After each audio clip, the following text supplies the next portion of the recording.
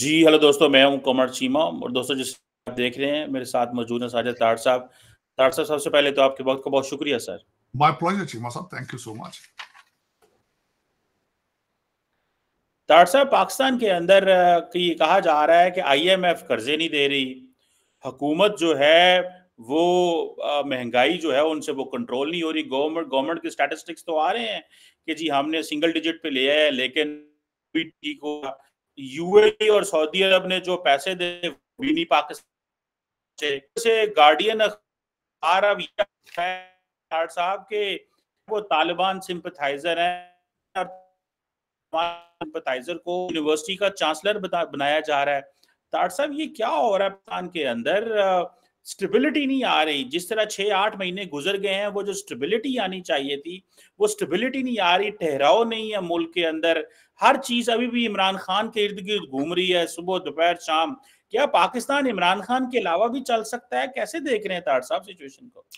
चीमा साहब, poorly manage. Pakistan is one of the country उस reason के अंदर, बल्कि पूरी दुनिया के अंदर, जो एक अंडर परफॉर्मिंग कंट्री है। आपके पासपोर्ट की वैल्यू नीचे से चौथे या तीसरे नंबर पर है, और वो हक बजानब है। उसकी वजह है कि जिस तरीके से आप इस कंट्री को मैनेज कर रहे हैं, वो आज से नहीं, पिछले 77 ईयर से। बिलखसूस अब तो आप खैर डूबने के नजदीक हैं। बिल्कुल जो हालात आपके चल रहे हैं, कुछ समझ ही नहीं आ रही है। आपके पड़ोस में अग्निघात, उन्होंने सबमरीन, एटॉमिक सबमरीन लॉन्च की है और 2030 तक 24 मजीद सबमरीन बनाएंगे। वहां पे UAE के सदर आ रहे हैं, वहां पे फॉक्सकॉन बैठ रहा है, मोदी साहब अमेरिका आ रहे हैं, राजनाथ साहब बैलेंसिंग एक्ट कर रहे हैं, और आपके सूबे एक दूसरे के ऊपर अटैक करने की तैयारियां कर रहे हैं सुबह शाम। आप जरा गौर करें इस वक्त जो आपके आपके सूरत हाल है। एक सूबा सरहद है, वो कभी तरनौल के पास इस्लामाबाद के बॉर्डर पे आना चाहता है, कभी एक बंदा जो है वो रोजाना आपके अदारों के गिरबान पकड़ता है। अली अमीन गंडापुर साहब चैलेंज करते हैं, किसी के बाप की हिम्मत है तो मुझे हाथ लगा ले, मैं तबाह कर दूंगा, इस्लामाबाद टेक ओवर कर लूंगा, हम इमरान खान को निकाल कर ले जाएंगे। मेरे अंदाजे के मुताबिक आज तक आपने सिर्फ और सिर्फ एक काम अचीव किया है, 7 स्टार जेल बनाई है आपने। ये इस पे आपको फख्र होना चाहिए। आपने जिस तरीके से आज जेल एक मजाक बन चुका है, जहां वहां जेल से बैठ के आज तक लोगों ने, किसी ने 127 आर्टिकल कभी लिखे हैं। जेल से बैठकर उन्होंने ऑक्सफोर्ड के लिए लॉबी फर्में हायर की है। उन्होंने जेल में बैठ के कांग्रेस पे इन्फ्लुएंस हासिल कर लिया है। उन्होंने अमेरिकन कांग्रेस उनके कदमों में है इस वक्त। किस खूबसूरती से मैं वैसे अप्रिशिएट करूंगा जिस तरीके से खान साहब ने पाकिस्तान को मनूवर कर रहे हैं, बेवकूफ बना रहे हैं। मैं दाद दूंगा। पाकिस्तान को बचाने की सलाहियत तो वो नहीं रखते, बिल्कुल, इसमें कोई शक नहीं है। उनका इस वक्त 3.5 साल का जो उनका पीरियड है आपकी आंखों के सामने है। उनके पास कोई टीम मौजूद नहीं है। खुद सुबह फैसला करते हैं, शाम को वो मुकर जाते हैं, यू टर्न ले लेते हैं। लेकिन आपके अदारे, आपकी 7 लाख फौज जो है वो रोजाना गिरबान उसका पकड़ते हैं। रोजाना 7 लाख ट्रेंड सोल्जर्स जो हैं उनका गिरबान रोजाना शाम को पकड़ते हैं। इतने ताकतवर। और इन सर्कमस्टांसेस में आप आगे नहीं बढ़ सकते। चीमा साहब, दुनिया के अंदर मैं UAE में मुसलसल जाता हूं, आपको 4 ट्रैफिक की टिकटें मिल जाएं, डिपोर्ट कर दिया जाता है। डिपोर्ट कर दिया जाता है। आपको वीजा देने से पहले आपका सोशल मीडिया चेक किया जाता है। आपका लौंडा लपाड़ा लंदन में बैठ के सारा दिन आपकी फौज के गिरबान पकड़ता है, लेकिन अपना उन्होंने लाहौर से आके पकड़ लिया है। अपना जो जो लाहौर का उनका एक बंदा था, उन्होंने आके पकड़ लिया है, लेकिन आपके लौंडे लपाड़ों को वो उन्होंने सर पे बिठाया हुआ है, और आपको बिल्कुल कोई यू डोंट एग्जिस्ट। आपकी जुर्रत नहीं है कि बरतानवी हाई कमिश्नर से पूछें कि आप क्यों आके इमरान खान के लिए एडवोकेसी कर रही हैं, आप जनरल फैज हमीद के लिए एडवोकेसी क्यों कर रही हैं। आपके जो इस वक्त बरतानवी हाई कमिश्नर है जीन मैरियट, वो कर रही हैं। और डबल स्टैंडर्ड आज मैं बल्कि डिस्कस करना चाहूंगा, जो इस वक्त कैथरीन बेनेट ने जो आर्टिकल लिखा है गार्डियन के अंदर। अब जब उन्हें उनके लिए लॉबी फर्में, खान साहब के ऑक्सफोर्ड का चांसलर बनने के लिए लॉबी फर्में हायर हो चुकी हैं, पैसा पानी की तरह वहां पाउंड लग रहे हैं। इन सर्कमस्टांसेस में जब सामने नजर आया है तो गार्डियन में आर्टिकल लिख दिया है, असली चेहरा दिखा दिया खान साहब का दुनिया को। अगर तुम्हें तालिबान खान पसंद नहीं है ऑक्सफोर्ड के लिए, तो हमारे ऊपर क्यों इन्फोर्स करना चाहते हो तालिबान खान? जब अपने ऊपर आपके ये टाइम आया है, अब आपने आर्टिकल लिखा है कि ये किस तरीके से उसामा बिन लादेन को शहीद कहता था, प्रेज करता था, तालिबान के शैकल्स गुलामी के इसने कहा तोड़े हैं। फिर आपने ये भी उस आर्टिकल में लिखा है कि किस तरीके से ये खवातीन को ब्लेम करता था रेप केसेस के अंदर, किस तरीके से ये एक रेडिकल माइंडसेट है। आपने बड़ी खूबसूरती के साथ उस आर्टिकल में लिखा है। और फिर एक खातून, और फिर आपने ये भी लिखा है उसके अंदर कि ये किस तरीके से पाकिस्तान के लिए मजीद खतरा बन सकता है, किस तरीके से ये चाइनीज मॉडल को अप्रेज करता रहा है, ये डेमोक्रेसी के खिलाफ है ये बंदा। आपने बड़ी खूबसूरती से लिखा है, लेकिन हमारे लिए क्यों पसंद कर रहे हैं आप इसको? आपकी हाई कमिश्नर क्यों तड़प रही है उसके लिए जाके? ये सवालिया निशान है 25 करोड़ लोगों के लिए, लेकिन जिनके कान और आंखें बंद हैं इस वक्त, वो सियासत में नहीं है, वो रूहानियत में जा चुके हैं। वो मुर्शद पाक है, वो झूठ नहीं बोल सकते, वो कभी गलती नहीं कर सकते, वो जो है कोई भी गलती नहीं कर सकते। उनके राब्ते सीधे डायरेक्ट हैं ऊपर। मुर्शद पाक है, उनका नाम बड़ी इज्जत से लिया जाता है। कहा जाता है जेल में गए, उन्होंने मुझे गले लगा के मेरी चुम्मी ली है उन्होंने। तो मैं हैरान हूं, देखें, क्योंकि दर हकीकत आपकी टू नेशन थ्योरी भी यही थी, मजहबी बेस के ऊपर रेडिकलाइजेशन आपकी थ्योरी थी, आपकी फाउंडेशन में थी, और आप इससे पीछे नहीं हट रहे हैं। मेरा ख्याल है ये आपको एंड की तरफ लेके जाएगी। बलूचिस्तान के अंदर जो इस वक्त पंजाबियत के खिलाफ हो रहा है, आप उसका अंदाजा लगा लें। आप 100 से ज्यादा मर्डर हो चुके। सूबा सरहद के अंदर तालिबान जो है अंदर मक्खियों की तरह फिर रहे हैं। उनके ऑफिसेज मौजूद हैं, ऑफिसेज, उनकी गाड़ियां आइडेंटिफाइड की जा चुकी है किस तरह की गाड़ियां होती हैं तालिबान की। और आपके वो एक लेफ्टिनेंट कर्नल को उठा के ले गए, और उसके उसके उसके रिटर्न में उनके वो मुतालबात हैं वो तस्लीम किए जा रहे हैं, वो उनके बारे में बातें हो रही हैं। बल्कि आज तक तो मेरा ख्याल है वो खालिद अमीर साहब रिहा हो चुके हैं, वापस आ चुके हैं। तो सर्कमस्टांसेस ये हैं, बिल्कुल वो वापस आ चुके हैं। लेकिन चीमा साहब वैसे नहीं आए होंगे, मुतालबात तस्लीम हुए होंगे उनके, वैसे उन्होंने कैसे आ जाना था? तो उसमें दर हकीकत जो मेरी नजर में इस वक्त आप सर्वाइवल की जंग लड़ रहे हैं। अब पता नहीं सर्वाइव कर पाएंगे कि नहीं कर पाएंगे। आपका मूड नहीं है, क्यों है नहीं है? सपोर्टिंग आर्गुमेंट है कैसर बगाली साहब की स्टेटमेंट। नवाज शरीफ साहब के बारे में इस वक्त बातें हो रही हैं कि वो लंदन वापस जा रहे हैं, और नवाज उनकी पार्टी तड़प रही है कि अगर जाएंगे तो पार्टी खत्म हो जाएगी। कुछ उनके सियासतदान कह रहे हैं जाएंगे तो वापसी की डेट देकर जाएंगे, लेकिन उन्होंने अगले दिन आके, देखिए मैं हैरान होता हूं आपकी सियासत पे कि ये हमारे नवाज शरीफ साहब बैठ के अक्सर कहते हैं कि मैं खुश नहीं हूं अपनी हुकूमत से, मुझे गिले हैं, पेट्रोल बहुत महंगा है। तो भाई उन्हें कहें सस्ता कर लो, उन्हें कहें कि IMF के पास आ जाए। अगले दिन फिर उन्होंने यही इस तरह की बात की है। उन्होंने कहा कि मैं चाहूंगा कि वजीर आजम और हमारी कैबिनेट सादगी इख्तियार करे। रोक कौन रहा है आपको? रोक कौन रहा है आपको? आपके रास्ते में कौन सी रुकावट हायल है? कोई रुकावट नहीं। मैंने जब इसके बारे में आर्टिकल पढ़ा है तो पांव के नीचे से जमीन निकल गई है कि आपके वजीर आजम का जहाज इस तरह इस्तेमाल किया जाता है जिस तरह वॉशिंगटन DC में लोग उबर इस्तेमाल करते हैं। और एक लिस्ट है कि आपके प्राइम मिनिस्टर का जो जहाज है उनको कौन कौन से लोग, कौन कौन से वजीर जो है वो अपने उसको लेकर सारा दिन घूमते रहते हैं। लेकिन पता नहीं IMF क्या अंधा है आंखों से, बल्कि कॉन्स्पिरेसी है, मैं समझता हूं। मेरे पास अभी तक मैंने इस पर रिसर्च नहीं की, लेकिन मैं IMF को कोर्ट में ले जाना चाहता हूं चीमा साहब कि इन सर्कमस्टांसेस के अंदर 24 दफा एक कंट्री को रेस्क्यू करने की जरूरत क्या है? एक अमेरिकन ब्लड एंड स्वेट के ऊपर इतनी कौन सी मजबूरी है IMF को कि जो लोग अयाशियां कर रहे हैं, इस तरीके से जहाज उड़ाते हैं जिस तरह साइकिल चलाया जाता है। चीमा साहब इनकी प्रॉपर्टियां 150 बिलियन दूसरे मुल्कों में पड़ा है। मेरा blood and sweat as an American citizen, why it is going to Pakistan? ये बहुत बड़ा क्वेश्चन है फॉर अमेरिकन। लेकिन अमेरिकन को भी बेवकूफ बनाया जाता है। यहां भी उनकी तवज्जो यूक्रेन के मिलिट्री इंडस्ट्रियल कॉम्प्लेक्स की तवज्जो यूक्रेन पे है, जहां सबसे ज्यादा मलाई है। उसकी वजह यह है 100 बिलियन डॉलर का टीका लगता है। आप तो टुकड़ों पर है ना, आपको मरने नहीं देंगे ये, क्योंकि आपके बॉर्डर बड़े सेंसिटिव हैं और आपने दुनिया को बता रखा है कि हमारे पास टूटा फूटा पटाखा भी है। आपको मरने नहीं देंगे, जिंदा रखेंगे। आपके प्रोजेक्ट लंदन और दुबई में और आपके बच्चे टोरंटो में पढ़ते रहेंगे, आपको मरने नहीं देंगे। लेकिन सिसक के आंदे ना पानी च पे लित्र मारनगे, 77 साल तो मार रहे ने, पानी च पे के जुतियां मारते रहेंगे।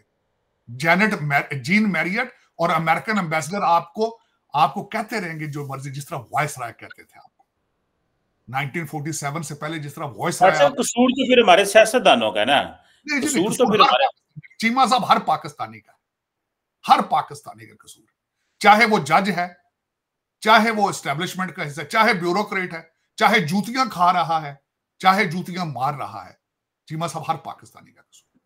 जो पाकिस्तान की बाउंड्रीज सो कॉल्ड के अंदर रहता है उसका कसूर है कि वो लोग वो चैलेंज क्यों नहीं करते, वो इन लोगों के सामने सरेंडर क्यों कर चुके हैं। ये जो ब्रिटिश एजेंट है आपके अंदर, पाकिस्तान के अंदर बैठे हैं ब्रिटिश एजेंट आपको जो चला रहे हैं, उनके सामने सरेंडर क्यों कर गए। जुल्म के सामने सर नीचे कर लेना भी गुनाह है चीमा साहब, और इस गुनाह में सब शामिल है। और अब सबसे बड़ी बात यह है कि आपने चीमा साहब, आप जिस इस वक्त जो मैं, सबसे बड़ा कसूर आपका यह है कि आप सियासत करने जाते हैं और आपको उसको रूहानियत में ले जाते हैं, मुर्शद बना देते हैं। हालांकि ये सियासत है, वो पावर पॉलिटिक्स का बादशाह है, वो मैकियावेली का बाप है बंदा जिसकी बातें में हम कर रहे हैं अभी। मैकियावेली उसके सामने बच्चा है, बच्चा नजर आता है।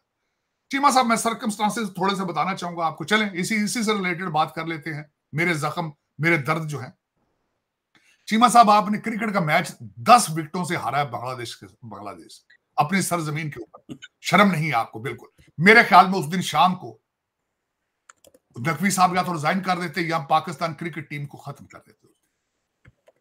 कौम के जख्मों पे ऊपर मरहम रखना इस तरह रखा जाता था कि पाकिस्तानी क्रिकेट टीम खत्म कर दी जाती उस दिन।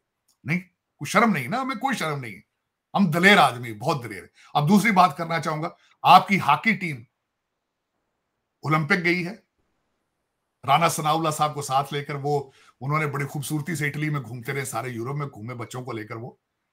चीमा साहब उसके बाद क्या हुआ है मैं वो बताना चाहूंगा। आपके 3 खिलाड़ी और एक उनका साथ जो मालशिया था, उन्होंने हालैंड के अंदर जाके पॉलिटिकल असाइलम कर लिया। सारी दुनिया के ऊपर आपको थप्पड़ पड़े सारी दुनिया से, आप बाज नहीं आए, अब बाज नहीं आए। क्यों नहीं आए बाज, क्या बता रहे। चीमा साहब अब आपकी हॉकी टीम जो है वो चाइना जा रही है, चाइना जा रही है।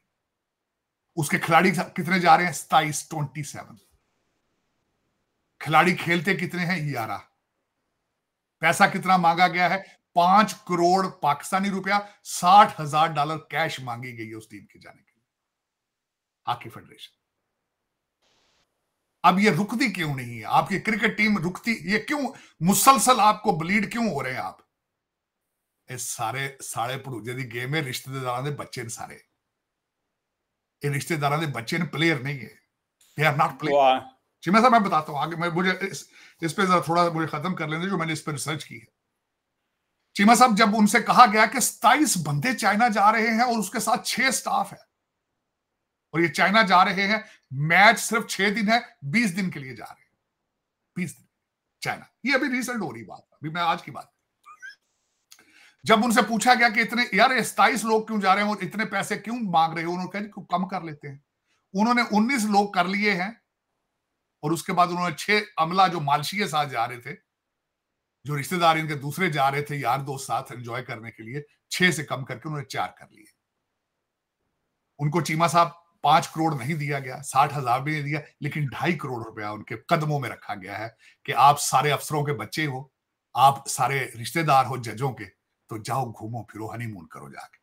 चीमा साहब उन्होंने उसके बाद चीमा साहब उनसे कहा गया है, उन्होंने कहा जी टिकटें हमने उधार पे ली। उन्होंने कहा टिकटें हमने लेकर देनी थी, आपने क्यों उधार ली?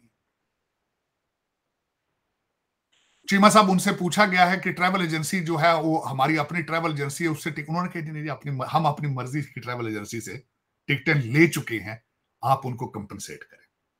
दिन दिहाड़े फ्रॉड, दिन दिहाड़े धोखा है, लेकिन कौम बेहिस है, कौम मायूस है, डंकियां लगा के बाहर भाग जाएगी, कौम पाकिस्तान को नहीं बचाएगी। मैंने जिस तरह आपको बताया था, बजाय किसी सियासतदान के गले में कपड़ा डालें, अपने गले में कपड़ा डाल के पंखे के साथ झूल जाने वाली कौम है।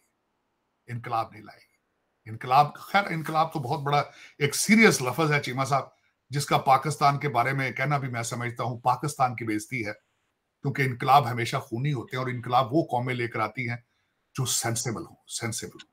चीमा साहब, हमने इनकलाब यहां पे आके, चंद पठान आए थे गधों पर बैठ के, घोड़े भी नहीं सन उन्होंने को, पूरे खोतियां ते आए सन, चंद गिनती दे। और एडे वड्डे महाभारत ते उन्होंने इन्ना ठोक रूल किया। 300 जनानियां हरमा च रख के, सारे वाइन ड्रिंकर सन, मुसलमान भी सन। चीमा साहब, उन्होंने यहां हुकूमत की, फिर चंद ब्रिटिश आए, चंद ब्रिटिश, और उन्होंने खुल खुला के महाभारत के ऊपर रूल किया, टका के रूल किया।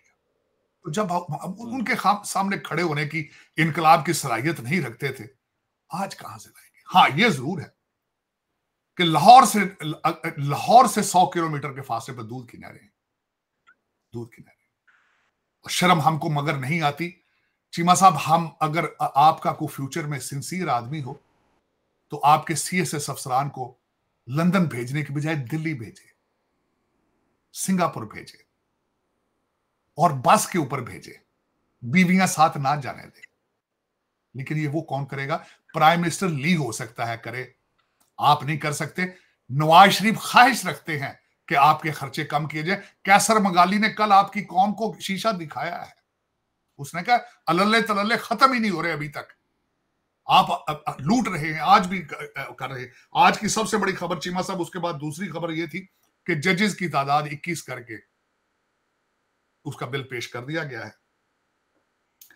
और जिसपे साथ दूसरी चीजें, आपके देखने वालों को मैं कहता हूं, मैं खुद उसमें शामिल हूं, मैं कौन सा फ्रेंच हूं, मुझे भी खुद मैं दुखी, हाँ फर्क इतना है कि मैं दुखी हूं और अपना दर्द शेयर करता हूं।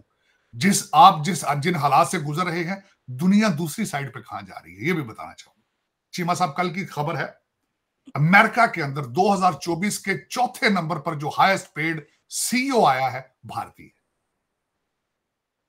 गूगल के सुंदर पिचाई से भी, माइक्रोसॉफ्ट के सत्या नडेल से भी उनकी इनकम ज्यादा है। चीमा साहब, उनका जो निकेश अरोरा उनका नाम है, पूरी दुनिया का चौथा हाईएस्ट पेड CEO।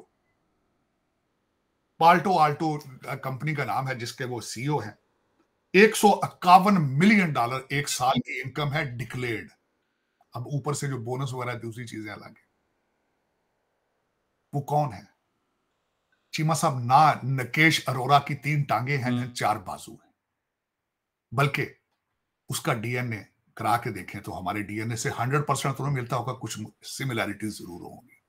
वही जबान भारत से वो सीख कर निकला है जो आप और मैं बोल रहे हैं, वही खाना खाता होगा, उसी तरह के कपड़े, ऊंची बाप सिखाते होने की वजह, क्या वजह है कि पाकिस्तान में पाकिस्तानी पैदा नहीं हो रहे? क्या वजह है? क्या क्या क्या बद्दुआ है? शायद मैं कई दफा सोचने पे मजबूर होता हूं कि 7 लाख से 20 लाख लोग आपने मारे 1947 में इस्लाम की खातिर। क्या पाकिस्तान के अंदर इस्लाम है आज? आप उसको कह सकते हैं कि इस्लामी जमहूरियत पाकिस्तान कह सकते हैं? फिर आपने 77 ईयर क्या किए? आप कौन है? मेरा ये क्वेश्चन है आज, बल्कि पूछना चाहूंगा, आप कौन है? What is your destiny? What is your destiny? मेरी समझ से बाहर है। आज भी गार्डियन आपको कह रहा है कि तालिबान आपके मोस्ट पॉपुलर बंदे के ऊपर, पाकिस्तान का जिसके बारे में कहा जाता है मुस्तकबिल है, वो बचाएगा पाकिस्तान, मुर्शद है पाकिस्तान है, कप्तान है, मेरी जान है, पहचान है। आज आर्टिकल लिख दिया उन्होंने गार्डियन वालों, पढ़ना चाहिए आपको, लेकिन वो इंग्लिश में है। मेरे ख्याल में उसकी ट्रांसलेशन गूगल से करा लें। खैर गूगल भी मैं तो कहता हूं इनको चाहिए कोई गूगल उर्दू में निकाल लें ताकि मेरे बच्चे भी उससे मुस्तफीद हो सकें, जो सारे दिन अमीर लोगों के आवारा बिगड़े बच्चे सारा दिन बैठ के सवाए आवारगी के कुछ नहीं कर रहे। तार साहब, वो राना सनाउल्लाह साहब मिनिस्टर साहब हैं जिनका आप जिक्र कर रहे थे, उन्होंने भी एक स्टेटमेंट दी है।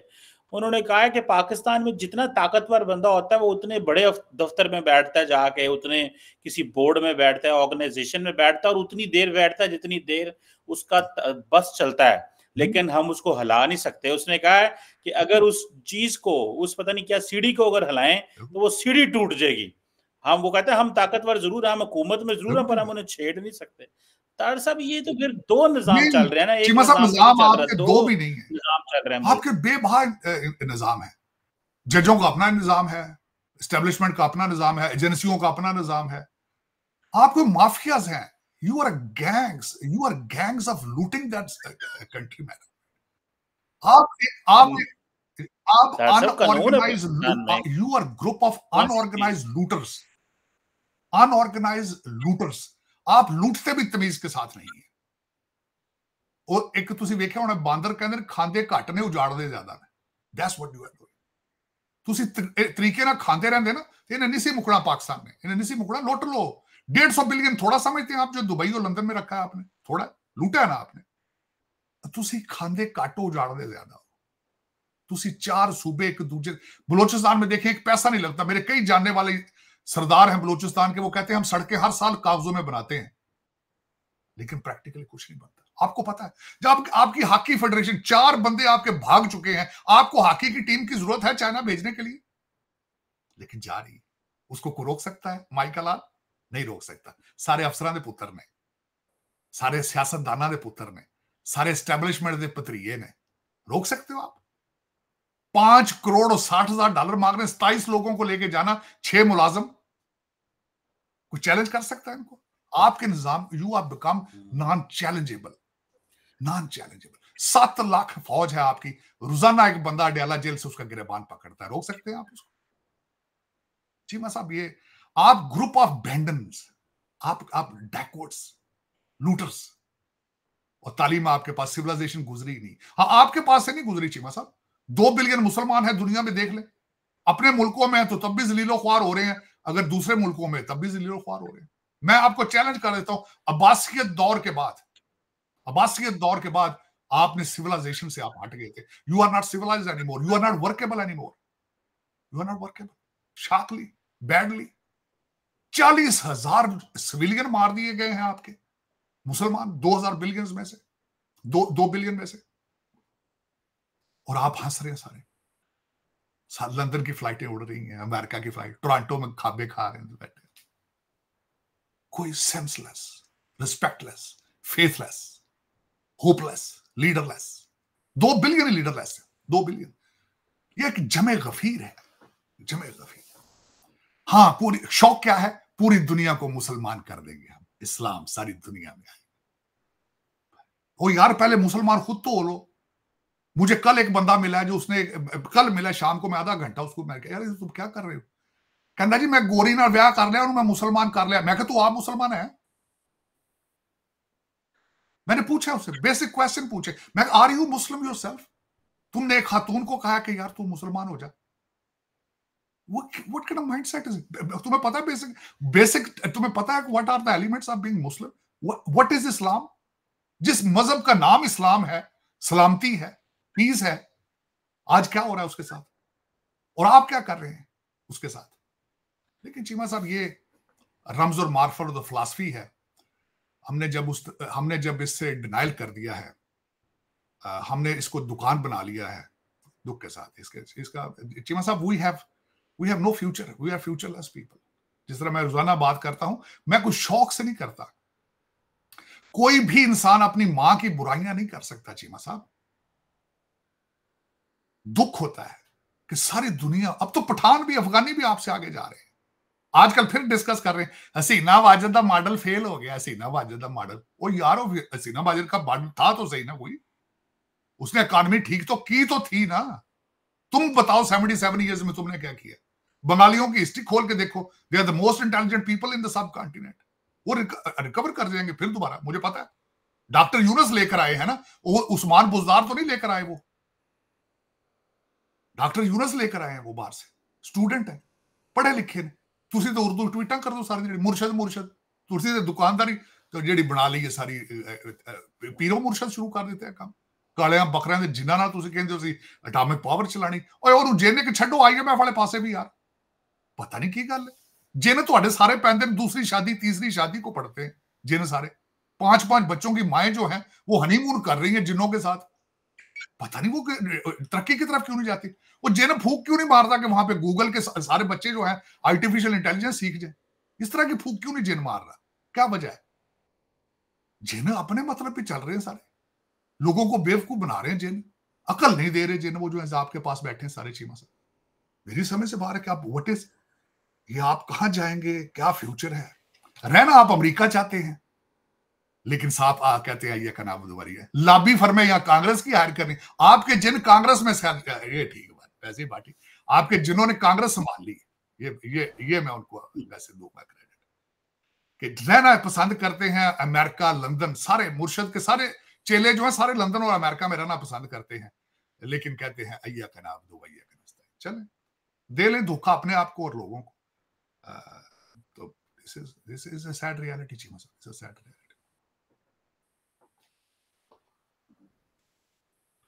बिल्कुल। तो सुना है कि अब जजों की जो है वो एक्सटेंशंस के वाले से बड़ी पाकिस्तान में मारदार चल रही है कि कानून आ रहे हैं, काजी फायज ईसा को भी एक्सटेंशन दे दी जाएगी, नए चीफ जस्टिस मंसूर अली शाह साहब को भी। ये तार साहब ये पाकिस्तान में कभी एक्सटेंशन वाला सिलसिला बंद हो सकता है? क्योंकि एक्सटेंशन का मतलब तार साहब कोई अच्छा मतलब तो नहीं जाता ना, it's not a good signalling. दुनिया में और मुल्क भी हैं, कभी ये सुना नहीं एक्सटेंशन वाली बात। पाकिस्तान में एक्सटेंशन क्यों होती है? हम क्यों समझते हैं कि नेक्स्ट बंदा वो काम नहीं कर सकता जो मौजूदा बंदा काम कर रहा है? ये तो खैर 100% इज प्रूवन कि extension is not good for the people, not for their own departments. जो नीचे उनके काम कर रहे हैं उनके हालात क्या है। एक सिस्टम पूरे का पूरा ही कैंसर ज़दा है, लेकिन चीमा साहब उसमें सिर्फ एक्सटेंशन को एक चीज थोड़ी है बुराई है जो वहां पे हो रही है। चीमा साहब वहां तो पूरे का पूरा सिस्टम ही कोलैप्स हो चुका है ना। जब मोरालिटी खत्म हो गई है, शराफत खत्म कर दी आपने कंट्री के अंदर से, तो फिर ये भी उसी का हिस्सा है एक्सटेंशन भी। कभी आपने खैर उसको छोड़े, आपने कभी आर्मी चीफ का नाम सुना है? मैं आज आप सर्वे कर लें पाकिस्तान के अंदर से दुनिया से, किसी को भारत का बांग्लादेश के आर्मी चीफ का नहीं पता होगा कौन, नेपाल का किसी को नहीं पता होगा कौन, चीफ जज का नाम पूछ रहे हैं किसी को नहीं पता होगा, नहीं पता होगा। लेकिन चीमा साहब देखें, और सियासी पार्टियां आपकी उनके अंदर सियासत नहीं है, वो सारी एक फैमिली एंटरप्राइज है। इस वक्त देखा जाए मियां नवाज शरीफ साहब का टारगेट क्या है, पूरा उनकी जिंदगी की आखिरी ख्वाहिश बन चुकी है किसी तरीके से मरियम नवाज प्राइम मिनिस्टर बन जाए। ये उनकी ख्वाहिश, उनकी ये ख्वाहिश नहीं है कि यहाँ पे लोग आर्टिफिशियल इंटेलिजेंस सीख जाएं, हम एक्सपोर्ट बढ़ा लें, हम IMF से जान छुड़ा लें। ये उनकी ख्वाहिश नहीं है। उनकी ख्वाहिश है मरियम नवाज किसी तरीके से प्राइम मिनिस्टर बन जाए। जरदारी साहब की ख्वाहिश है बिलावल भुट्टो वजीर आजम बन जाए किसी तरीके से। लेकिन ये दुख वाली किसी की ख्वाहिश है इस चीज की कि पाकिस्तान की एक्सपोर्ट बढ़ाई जाए, हम IMF से जान छूट जाए, हमारी इंडस्ट्रियल रेवोल्यूशन लेकर आए। तो चीमा साहब ये एक एक्सटेंशन की बात नहीं है, ये सिस्टम सारा तोड़ के नए सिरे से बनाने वाला है पाकिस्तान ही। मैं बल्कि इससे पीछे आपने जब पाकिस्तान ही नहीं बनाया 1947 में, तो ये एक्सटेंशन तो बहुत छोटी सी चीज है चीमा साहब। कानून तो पहले नए बनाने की जरूरत है, कानून तो पहले बहुत मौजूद है, इन्फोर्स कोई नहीं करता। जब आपका इंटीरियर मिनिस्टर ये कहे कि बलोचिस्तान एक SHO दी मार है, तो आपको पता ही नहीं हकीकत क्या है कि SHO क्या है, सूबे के प्रॉब्लम क्या है, बलूचिस्तान के अंदर इश्यूज क्या है। तो चीमा साहब दर हकीकत these are all things are above your pay grade। ये आपके सारे के सारे, मैंने आपको बताया था एस्टेब्लिशमेंट के सेक्रेटरी सारे चीमा साहब सारे ऑक्सफोर्ड ग्रेजुएट हैं, लेकिन उनकी सोचे नहीं पाकिस्तान के, पाकिस्तानी नहीं है। दुख वाली बात है।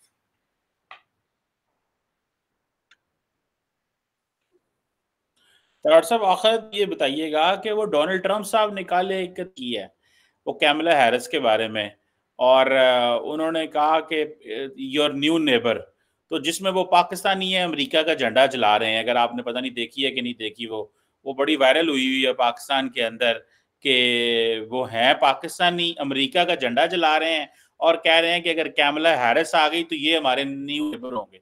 इससे क्या मुराद लेते हैं ताड़ साहब? क्या डोनाल्ड ट्रंप जो है वो क्यों इस तरह की चीमा साहब अमेरिका के अंदर ये पहली दफा ट्रेंड देखा है पिछले 2-3 सालों में। इससे पहले मैंने अपनी 35-36 साल की अमेरिकन एज के अंदर मैंने ये नहीं देखा था कि न्यूयॉर्क के अंदर अमेरिका के झंडे जलाए जाएं, आईवी लीग स्कूलों के बच्चे अमेरिका के झंडे जलाएं और फिर उसके बाद उनको कहें कि वी आर हमास, वो ये ना कहें कि वी आर अमेरिकन, और नारे लगे डेथ टू अमेरिका। ये मैंने पहली दफा देखा।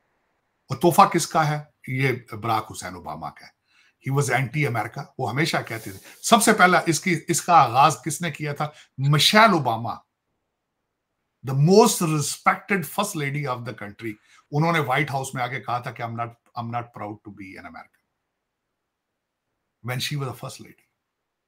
आगाज किया गया बड़ी बड़ी मेहनत के साथ। ओबामा ने इस कौम को बताया है America is not good place to be, America is racist country, American flag is racist, America word is racist, American anthem is racist. एक एंगर अमेरिका के खिलाफ। दिस इज द फाउंडर, उसके कौन है? बराक हुसैन ओबामा है। और यही वो बता रहे थे कि देखें 6 जनवरी के लोगों को पकड़ पकड़ के 20-20 साल की सजाएं हैं। आज तक किसी ब्लैक लाइव मैटर के या अंतीफा के किसी आदमी को सजा दी गई हो तो क्वेश्चनेबल है। और इसको प्रमोट किसने किया है? आज भी यहां पे अमेरिका के अंदर सबसे बड़ा एक जो नया ट्रेंड चल रहा है, जो भी वारदात डालनी हो वो किसी अफ्रीकन अमेरिकन से डलवा दें, उसके ना पुलिस पकड़ेगी ना अदालत जाएगी। वहां पे एक नया एक ट्रेंड चल रहा है कि अब मैं बता रहा हूं आपको चीमा साहब, बिग फ्लॉयड हुआ था यहाँ पे, फ्रेडी ग्रे हुआ था बाल्टीमोर के अंदर, ये सारी चीजें इन्होंने इस वक्त जो व्हाइट लिबरल हैं they are using this thing as a racist चीज। कोई भी करानी हो तो अफ्रीकन अमेरिकन का एक जुलूस निकाल के जो मर्जी जिस चीज को आग लगा दें, वो they are above the law. और अब तो हर बात उससे भी आगे जा चुकी है। वही फर्स्ट लेडी अगले दिन, मैं ये इसी साथ आखिरी चीज बताऊं, उन्होंने अगले दिन स्टेज से कहा डीएनसी में, मिशेल ओबामा ने, कि running a white house, being a president is a black job. अगर 1 मिनट के लिए सोचें, यही चीज स्टेज से अगर डोनाल्ड ट्रंप कह देते कि running a white house is a white job, तो आज आधा अमेरिका जल चुका होता। ये अमेरिका के अंदर हो रहा है इस वक्त।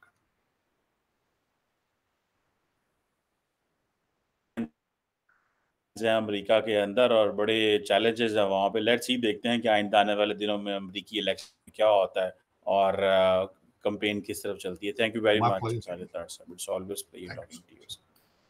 आप